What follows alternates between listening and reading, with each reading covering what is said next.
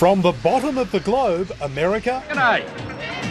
Big Dundee from Australia. How are you? and the world met a cheeky new Aussie in 1986. That's not a knife. That's a knife.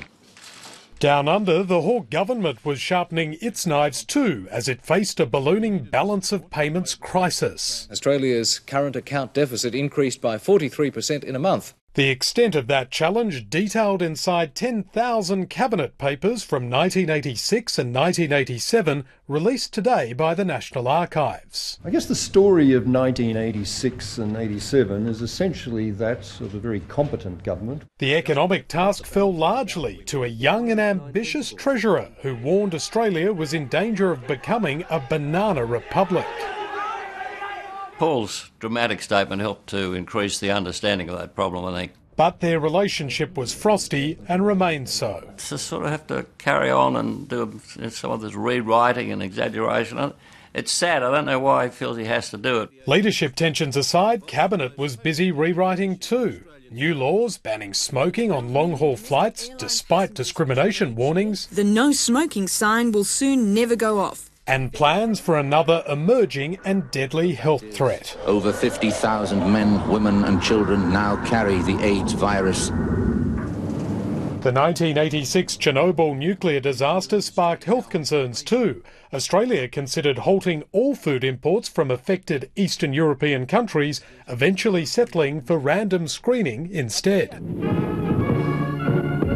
Overseas, the Hawke government was managing relations with President Suharto's Indonesia, a resurgent Japan and an emerging China, while also imposing new sanctions on South Africa with a reminder that Australia's influence shouldn't be overstated. We need to harness international support for what we're doing. After Senate rejection of his Australia card legislation, Bob Hawke called a double dissolution, with a pledge he'd later regret. By 1990, no Australian child will be living in poverty.